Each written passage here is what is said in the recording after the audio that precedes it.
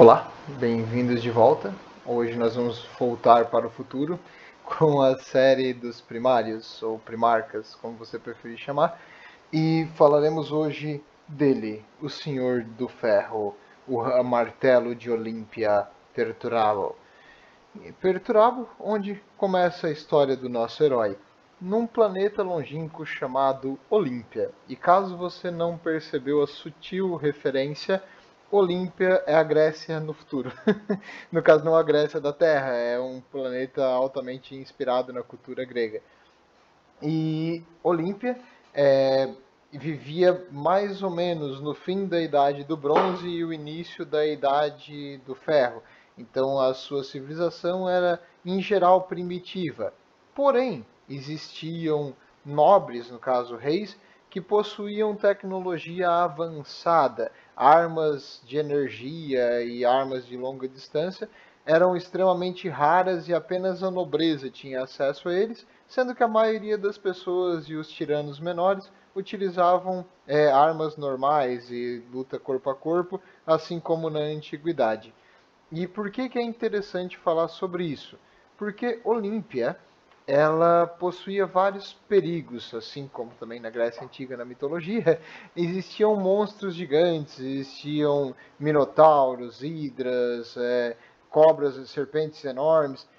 E entre esses perigos, também vale a pena citar aqui, existia um que eles chamavam de juízes sombrios, que vinham do espaço, sequestravam pessoas e levavam embora. E eles achavam que eles eram seres mitológicos porque nunca ninguém conseguiu derrotar um. E nesse local maravilhoso para se viver, nasceu, foi teletransportado o nosso herói. Perturaba apareceu no planeta, não como o Conrado que caiu como meteoro, e naquele planeta ele fez o que um primário faz. Começou a caçar para se alimentar.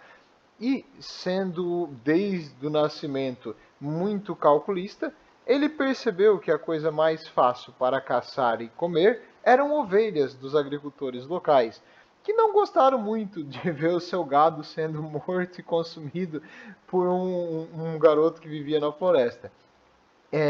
Muitas vezes eles tentavam enxotá-lo ou persegui-lo, mas era em vão. Mesmo logo ao nascimento, um primário é muito mais rápido que um ser humano e também cansa menos, então ele pode correr uma distância muito maior. E ele começou a fazer isso a sua diversão, a deixar com que os fazendeiros perseguissem ele para fugir deles.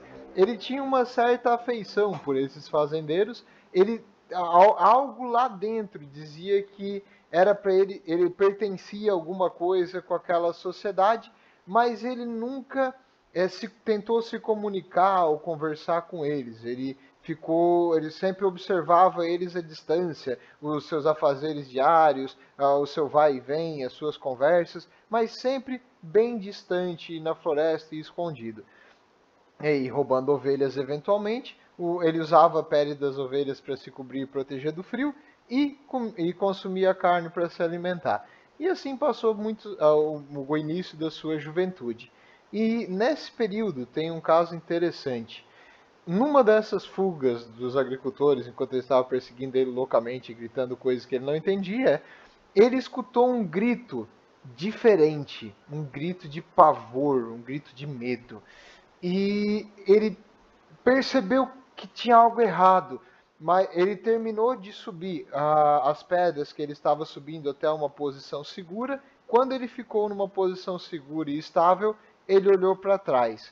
E é importante esse conjunto de eventos, porque mesmo querendo ver, mesmo tendo aquele desejo, aquela vontade de saber o que estava acontecendo, o seu raciocínio é sempre lógico e calculista. Ele primeiro ficou numa posição de segurança antes de ver o que estava acontecendo.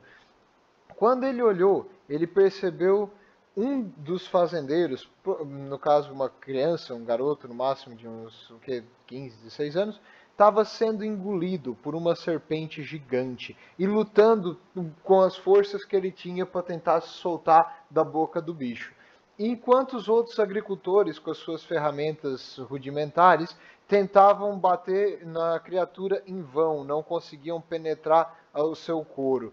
E eles gritaram para ele, o que ele não entendeu, mas ele achou que era me ajude. Ele, mesmo sem saber o que eles falavam, ele entendeu que eles estavam pedindo ajuda para ele. E ele olhou aquela situação e ele ficou um minuto inteiro pensando o que fazer. Para nós, um minuto não é nada, assim, no nosso raciocínio, a gente consegue pensar alguns raciocínios lógicos. Para um primário, um minuto pensando é muito, muito, muito tempo. Por quê? Porque ele viu aquela criatura e ele calculou que na situação que ele estava desarmado, ele não conseguiria enfrentar aquele bicho. Ele até poderia matar o bicho se ele tivesse um pouco de sorte, mas ele poderia se machucar muito nesse processo.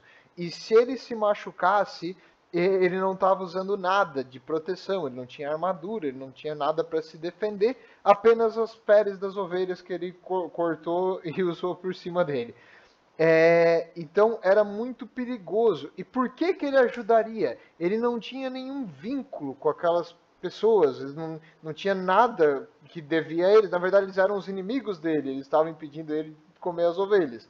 Então, por que ele ficou tanto tempo parado, olhando aquela situação e pensando? Porque, no fundo, ele não gostou do que veio na cabeça dele. Ele queria qualquer desculpa para ajudar. Ele queria estar ali ajudando, mas ele não conseguiu achar nenhum motivo racional para ajudar. Então ele virou as costas e continuou subindo a montanha. Alguns dias depois, ele apareceu em uma outra vila próxima. Nessa outra vila existia um ferreiro que ele não sabia o que era um ferreiro, mas ele tinha visto as pessoas entrar ali com coisas quebradas, objetos de metal, e sair com eles arrumados ou coisas novas de metal. Então ele imaginou que era ali que se conseguia ferramentas. E ali ele não sabia conversar, porque ele nunca aprendeu a linguagem comum, então ele não sabia falar com ninguém. Aí o ferreiro deve ter levado um susto quando viu um garoto gigante, extremamente musculoso, começar a fazer grunhidos e apontar para as coisas na ferraria dele. E mesmo assim, o ferreiro entendeu que aquele gesto é porque ele queria pegar o martelo e usar a forja, então ele permitiu que ele usasse e ajudou ele também a pegar as coisas que ele precisava. E ele começou a trabalhar naquela forja e ele fez uma arma. E essa arma, apesar de inicial, ainda era relativamente boa assim para um trabalho de primeira viagem para aquele local sem muitos equipamentos avançados. E ele, com essa arma, ele procurou a serpente que ele tinha visto engolir aquela criança e ele cortou a cabeça da serpente. E ele levou a cabeça de volta para o pai do garoto. E ele entrou, sem saber falar novamente. Ele até, depois desse contato inicial, como os primários conseguem ter um poder de dedução muito grande, ele conseguiu algumas palavras, mas nada assim muito eloquente. E o agricultor, no caso o pastor seria, assim que ele entregou o negócio, ele ficou grato, porque ele matou pelo menos o bicho que matou o filho dele, mas imediatamente ele pediu para ele enfrentar outra criatura que estava aterrorizando o local. E Pertrado aceitou. Ele foi enfrentar e esse bicho era uma hidra. Uma hidra no universo do Warhammer, elas são muito perigosas. Primeiro porque eles têm um poder de regeneração bem rápido. Segundo porque cada cabeça é extremamente mortal e uma mordida que mata um ser humano em um ataque. Então, um primário, mesmo sendo um primário, ele teve uma certa dificuldade para enfrentar a Hydra, mas ele venceu. E vencendo o bicho, ele virou um herói. E como herói, as pessoas começaram a idolatrá-lo. você pode perceber uma certa referência ao Hércules, né? Então eu até usei essa imagem do Hércules para isso. E agora ele virou um semideus para os habitantes locais. Eles começaram a levar para ele coisas como garfos, bacias, vasilhas de vinho, de água, de azeite e roupas também que seriam melhores do que as peles que ele usava antes. E ele olhou para aquelas roupas, aqueles utensílios, e ele, bom, é para isso que serve isso aqui. Ele tentou entender o que eram e para que serviam essas coisas. E aí ele pegou essas coisas que os aldeões davam a ele e jogava fora, porque obviamente ele faria isso e fazia um melhor ele mesmo. Ele é meio chato, esse cara, não sei se você já percebeu, meio mal agradecido. Mas essa fama de caçador de monstros, que ele continuou caçando outros monstros por aí, fez ele atrair a atenção de vários nobres de Olímpia, porque a Olímpia, como é uma sociedade mais seria rural e antiquada, eles tinham uma forte raiz religiosa, no acreditar que existem dádivas dos deuses, que os deuses vão nos dar objetos ou mandar pessoas especiais para fazer alguma coisa. Então, eles tinham isso na própria cultura deles. E para o pessoal que escutava as histórias desse caçador de monstro, eles acreditavam que ele era um desses heróis enviados pelos deuses. E aí vem a próxima parte, antes dele ser encontrado pelos nobres, eu preciso parar para falar sobre isso. Numa das suas escaladas pelas montanhas onde ele vivia, ele sentiu uma brainstorm. Brainstorm. Desculpa, se você é coach aqui, esse canal não respeita coaches, tá? Coach não, por favor. Brainstorm seria uma tempestade, várias ideias junto ao mesmo tempo. E isso deixou o pequeno Petrado em choque. Ele quase que desmaiou e ele apagou por um tempinho. E quando ele deu em si, ele começou a saber as coisas, quase de tudo. Por exemplo, se ele visse o ar numa pedra se mexer levemente acima, ele conseguiria entender que aquela pedra estava numa temperatura de tantos, que provavelmente ela ficou assim por causa da radiação do sol. E ele começou a entender como as coisas funcionavam de um jeito muito rápido e desumano nesse caso. E da onde que veio esse conhecimento? Pode ser parte do treinamento genético deles, que além de ser geneticamente superiores, eles também foram induzidos a muitos ensinamentos nas câmeras de gestação. Pode, mas provavelmente não foi. Todos os primários passaram um tempinho no imaterial, e os deuses do caos fizeram algumas brincadeirinhas com a cabeça deles. E no caso do nosso amigo Ptrado, eu vou falar o nome dele diferente toda vez que eu falar, tá? Eu não sei falar grego, desculpa. Ele teve uma visão da estrela Maelstrom. A estrela Maelstrom, no 40.000, é conhecida como o Olho do Terror, a maior das tempestades do imaterial que conecta com o mundo real e uma porta de entrada para o inferno, que é o imaterial. E quando ele teve esse choque de conhecimento, ele olhou para o céu e ele consegue ver a estrela Maelstrom, que é uma coisa que tu teria que estar próximo para enxergar. Ele consegue ver ela em todos os lugares, o tempo, tudo. Ela fica pairando na cabeça dele como aquela lua do mal no joguinho do Zelda do Nintendo 64. Não sei se vocês lembram.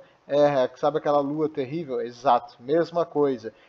Tá sempre ali. E aquilo é como para ele um presságio de uma coisa ruim, uma coisa má, uma coisa perigosa. E aquilo sempre está na visão dele, incomodando, sempre olhando. É como se fosse o vazio, o abismo. Tu olha para o abismo, mas o abismo também está olhando para você. Profunda essa, hein? Nossa, me superei. Tá?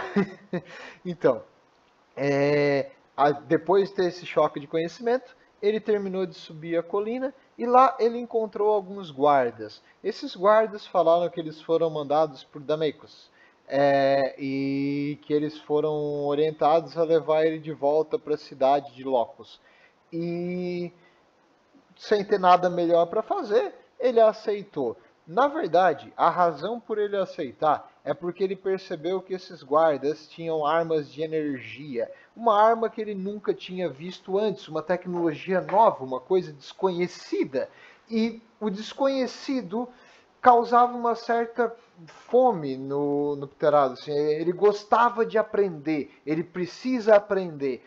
E agora, quase tudo que ele fazia, ele já sabia, por causa dessa tempestade de conhecimento que eu falei um pouco antes. Então, meio que tirou a graça de uma das coisas que ele gostava. Talvez isso tenha afetado a personalidade dele no futuro.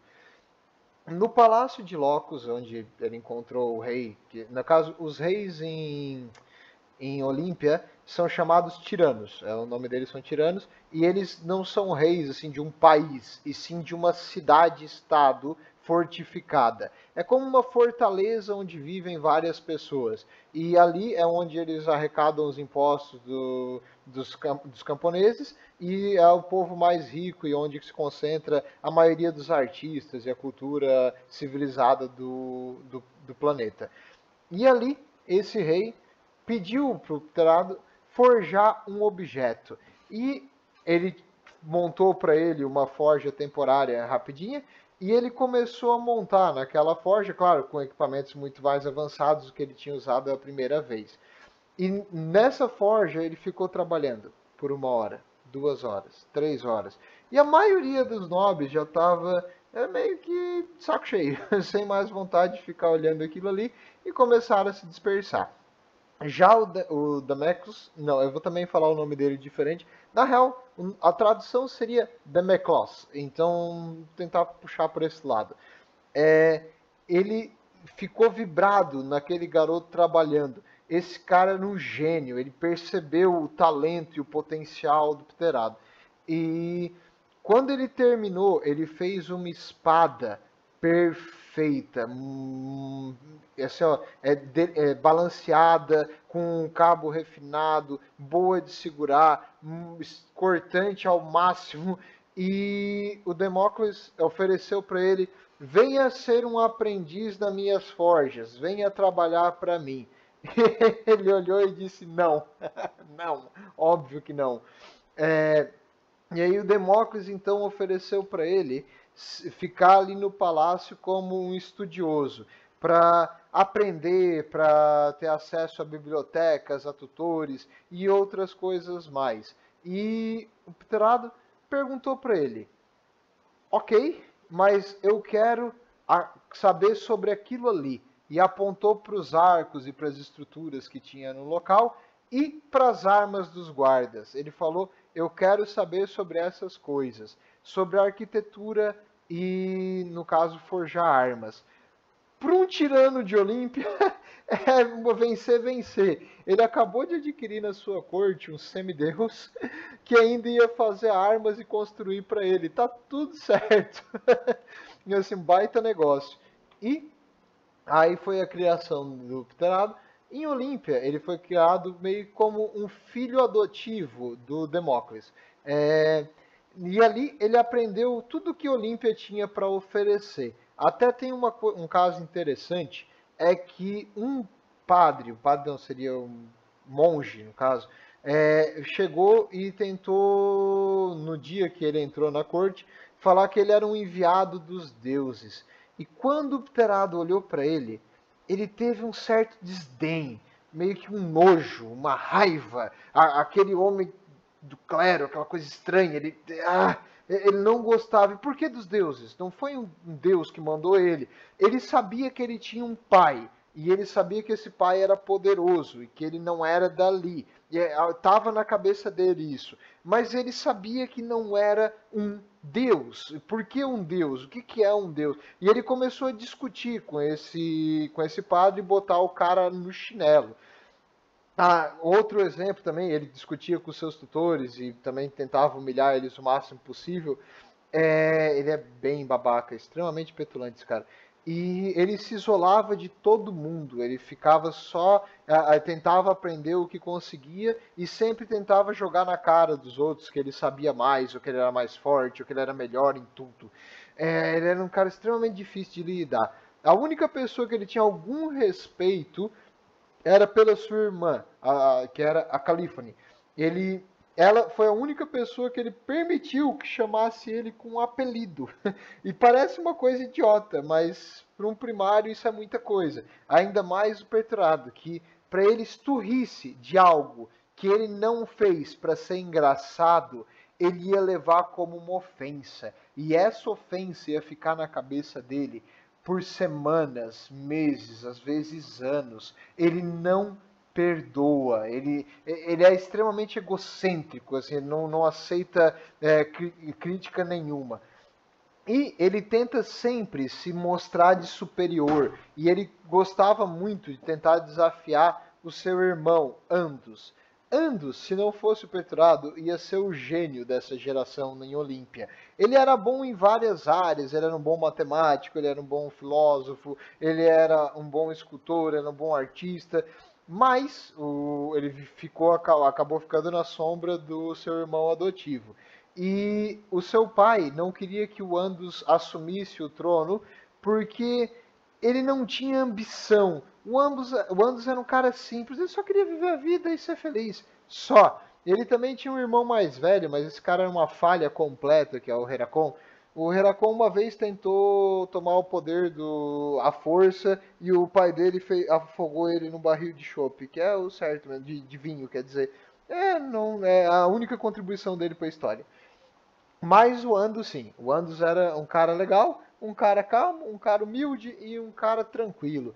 E o Peter adorava humilhar o Andus. Ele gostava de vencer dele em tudo. Tu pode tentar argumentar que talvez ele visse nele um exemplo. No caso, tipo, o Andus, ele é um grande homem, eu quero ser parecido, eu quero melhorar, quero derrotar ele para mostrar que eu sou capaz de conseguir algo a mais.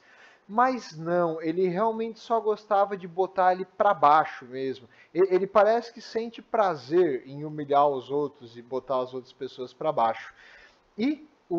Mas o Damecos, no caso o pai dele adotivo, ele usou o Petrado para ganhar mais influência na sociedade de Olímpia, porque, como eu falei, eles eram muito supersticiosos, e ele agora tinha um semideus do lado dele, então o cara que tem um semideus do seu lado meio que manda mais que os outros. Um exemplo desse usar o Petrado é uma passagem onde um tirano de uma cidade rival, que ele queria uma aliança, foi chamado com um convite para passar ali um tempo em Olímpia e ver esse garoto prodígio que era o Petrado. E aí ele foi lá para conhecer esse cara, que segundo eles era um enviado dos céus. E ele realmente, no caso, para provar o seu talento, o Demócles pediu para o Petrado desenhar ele e esse outro tirano enquanto eles estavam ali conversando na sacada. Em alguns minutos, ele fez um quadro que parecia uma pintura. E esse outro tirano falou: Não, não pode ser. Não, não, não. Tá me enganando. Não. Qual é o truque? Aí o Demócrates falou: Não tem truque, é isso aí, o cara é bom. Aí, não, tem um truque. Não, não, não, o cara é bom mesmo. E aí, vamos fazer aquela aliança? Vamos fazer um acordo aqui de comércio e tudo mais? E o cara falou: Não, até tu me falar o truque eu não aceito. Então o cara falou: Tá, tu tem um campeão contigo, né? Tu contratou um campeão para teu guarda-costa. E o outro tirano falou: Sim, eu contratei, ele tá aqui. Esse campeão era um vencedor de diversas batalhas e duelos, seria Olimpíadas em Olímpia. Então era um cara muito famoso, um grande guerreiro e um lutador assim das arenas. E o Demócrates ofereceu um desafio. Vamos botar os dois numa competição 1-1 e quem vencer o duelo vai. Se tu ganhar, eu nunca mais te incomodo com essa história de aliança. Mas se eu vencer, a gente vai fazer uma aliança, um acordo comercial. E esse outro tirano falou: Tá, mas se eu ganhar, tu também vai ter que me pagar 40 quilos de prata pro resto da vida. Aí o Demócrito falou: Tá, justo, ok. O outro tirano não tinha nem ideia da cagada que ele fez.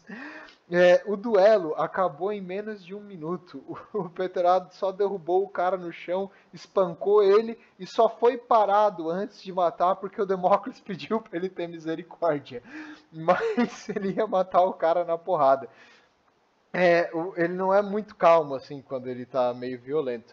E no caso vencendo, a cidade de Lotus ficou cada vez mais forte e ficou mais influente do planeta. Muito bem, vamos para a próxima. Falando nessa questão da família, teve um desafio contra o Andus que acho que vale a pena a gente citar. Aliás, isso ocorre em mais de um livro, por isso que eu estou citando esse desafio. O Andus, depois de um tempo, cansou de perder para o Petrado e simplesmente recusou os desafios, porque não valia a pena ficar escutando ele rindo da cara dele por semanas porque ele ganhou alguma coisa. Então ele não aceitava mais.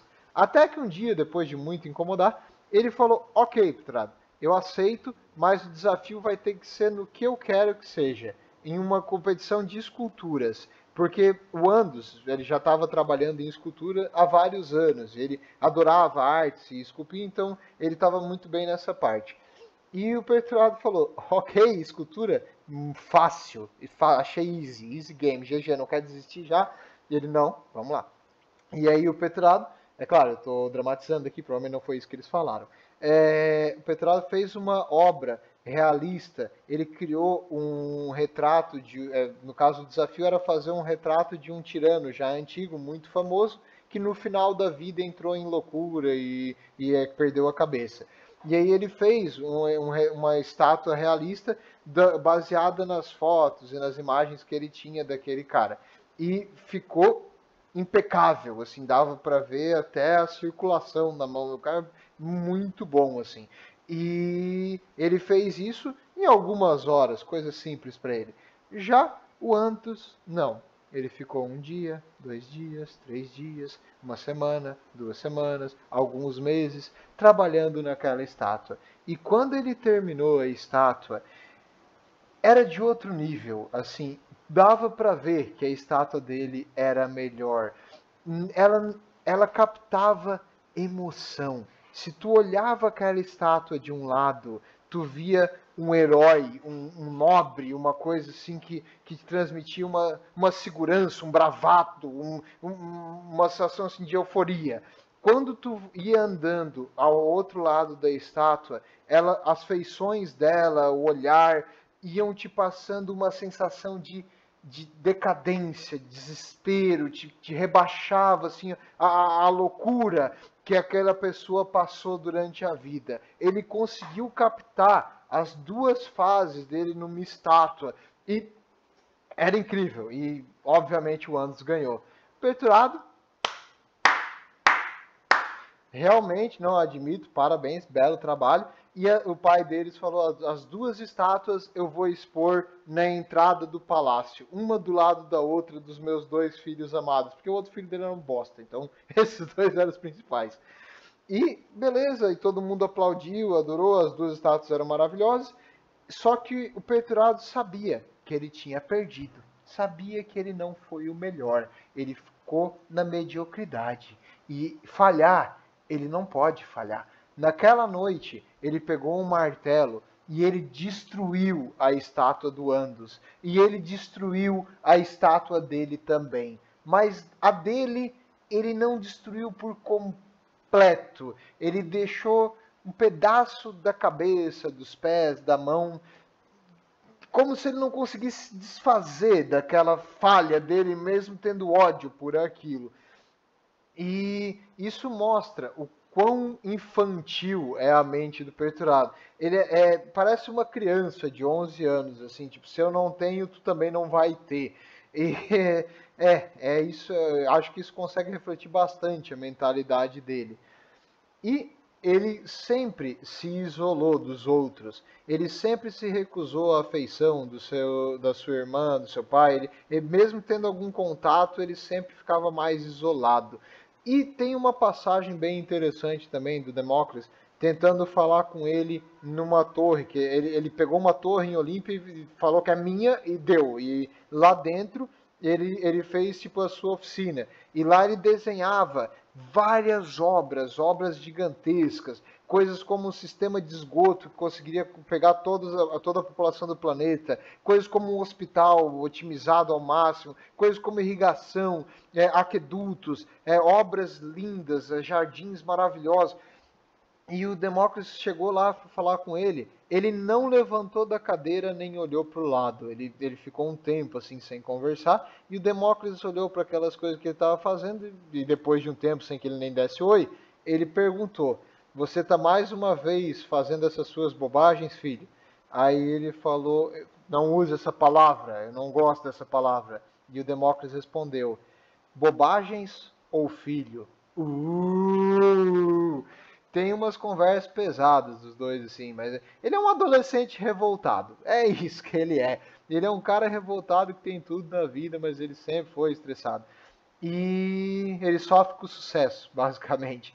E ele discutiu com o Demócrito ali, porque ele falou que, você me usa a vida inteira. E o Demócrito falou, todas as pessoas usam uns aos outros. As crianças usam seus pais para alimentação, segurança e um lar. E os pais usam seus filhos para trabalho, para carinho, para outras coisas, que é o normal, seria a relação entre dois seres humanos. E eles têm uma boa discussão sobre isso, assim, é bem interessante. Eu não vou falar muito aqui, mas vale a pena. Se tu quiser ler os livros deles, é o Martelo de Olímpia, esse aí, bem bom. E a chegada do imperador. Um dia, né, porque nem tudo são rosas na vida do Petrado, o imperador chega do espaço com umas legiões da Terra, vários outros primários e um exército gigantesco. E ele chama o Petrado para conversar. Aliás, ele teleporta ele para a nave dele e ele jura lealdade imediatamente ao imperador e ele declara que ele é o senhor de Olímpia e o planeta inteiro vai seguir a mesma coisa. E o planeta inteiro seguiu a mesma coisa porque obedece quem tem juízo, né? Quando um cara brilhante vem do céu com um exército gigantesco e com naves que consegue destruir o planeta, é melhor a gente ir do lado desse cara do que contra ele. Mas os nobres de Olímpia nunca aceitaram 100% esse mandato imperial e o imperador, assim, no total, porque eles perderam o poder deles. E quando o Peturado entrou na legião dele, a primeira coisa que ele fez foi pesquisar todo o histórico deles. E ele viu que uma batalha foi ridícula. Eles perderam muita gente, quase 2 milhões de soldados auxiliares das tropas imperiais e se eu não me engano, foram 39 mil Astares, que são os super soldados. E 39 mil seria, olha, uma legião é muito maior do que as de hoje, mas ela deve ter em torno de uns 100 mil soldados. Então 39 mil, 40% da tua força de combate é bastante coisa. Então ele fez o seguinte, vocês falharam, eles ganharam, detalhe, eles ganharam, é que foi contra um adversário muito poderoso, mas eles venceram mesmo tendo sangrado muito na batalha. Ele olhou para aquilo e falou, não, vocês não são os melhores, vocês são medíocres. Eu não me contento com a mediocridade, vocês têm que ser melhor. E a guerra é aleatória, então eu decidi que 1 a cada 10 de vocês tem que morrer para que apenas os fortes continuem. E ele fez uma decimatio, que seria a dizimação, na tradução português do latim. Então, 1/10 da legião dele foi espancada até a morte pelos outros colegas de uma forma aleatória. Os outros primários falaram, pai, o imperador, o Grandier, seguinte, esse cara é louco, esse cara é doente, tu tem certeza que tu quer que ele comande o negócio? E o imperador falou, não se preocupar, porque eu imagino que ele fala assim, vós não se preocupar. Ele faz o que ele quer com a legião dele. E o principal que ficou contra ele foi o Guilliman, que é dos Ultramarinhos, que depois eles vão se enfrentar na Heresia do Horus, é meio que uma premonição do que vai acontecer depois. E ok, após receber a sua legião de super soldados e não ter gostado dela por ter achado eles muito fracos, ele fez uma pacificação do sistema e ele conquistou uma civilização avançada que vivia ali próxima, que são daqueles juízes sombrios, os Black Judges, que eles eram seres humanos no passado, mas eles modificaram tanto o seu corpo que eles perderam a humanidade, assim, eles não eram mais humanos agora. E eles usavam máquinas que eram meio que, como eu vou explicar, uma mistura de metal com componentes do imaterial. Eles usavam o Warp como ferramenta. Então, as armas convencionais não eram efetivas contra eles. E apesar de que eles usavam também servitores. Servitores, os adeptos mecânicos também usam, são robôs com alguns componentes humanos, principalmente o processador central, que seria o nosso cérebro. Isso eles utilizam para que a máquina não seja uma inteligência artificial por completo.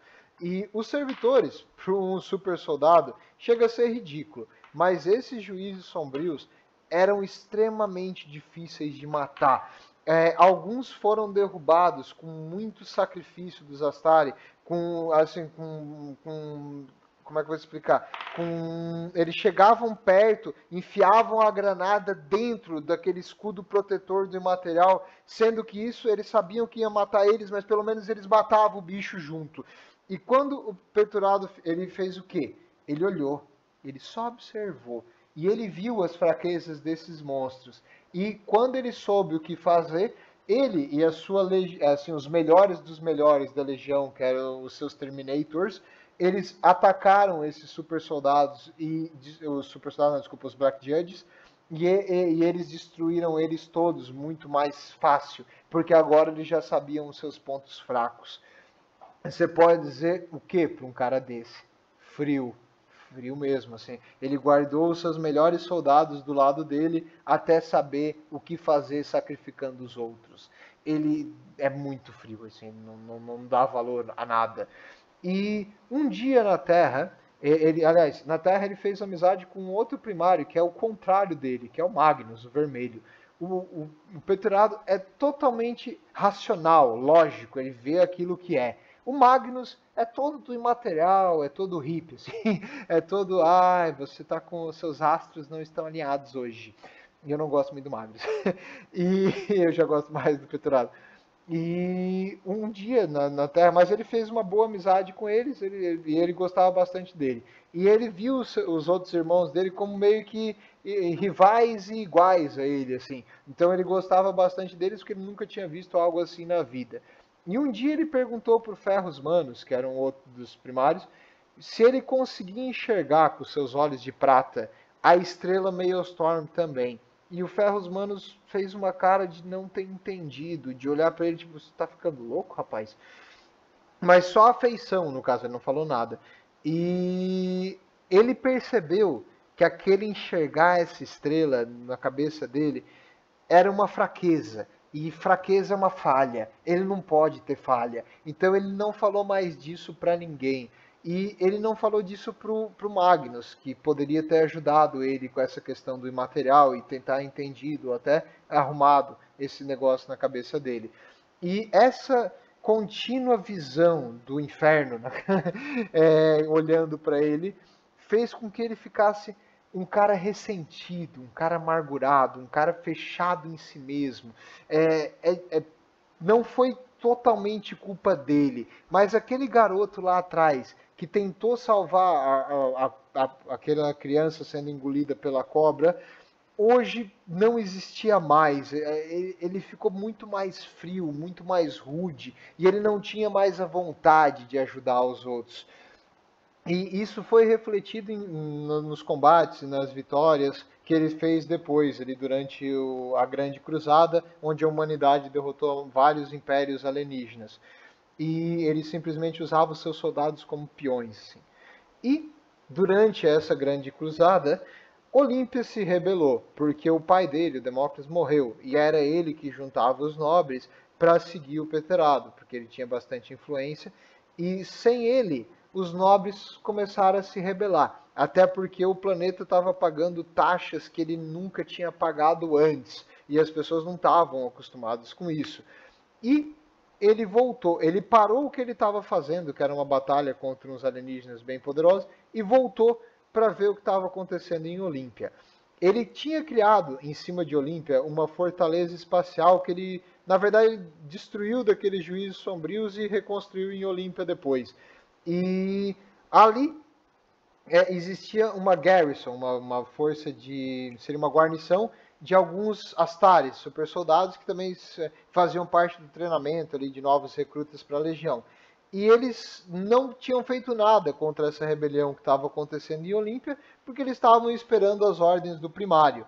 E acredite, se o teu chefe é esse cara aqui, é melhor te esperar para ver o que ele tem a falar mesmo antes de tomar uma decisão. Porque se tomar uma decisão errada, ele provavelmente vai te matar. Aliás, foi isso que ele fez com o mensageiro. O mensageiro que disse para ele que Olímpia tinha se rebelado, ele esmagou. Ele é meio nervoso às vezes. E quando ele voltou para Olímpia, ele sentou com os nobres das cidades e perguntou para eles o que estava acontecendo e falou para eles se explicarem.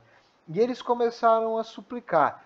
É impossível, esse esforço de guerra do Império está levando a maioria dos homens. A gente não tem mais mão de obra para trabalhar nos campos, não temos mais como produzir o suficiente para pagar as outras taxas dos materiais, de comida, de recursos que o Império também exige de nós. E alguns suplicavam assim uma redução nas taxas. Outros disseram, não, nós somos leais ao Império, esses caras são chorões e a gente não se rebelou e está a favor de ti.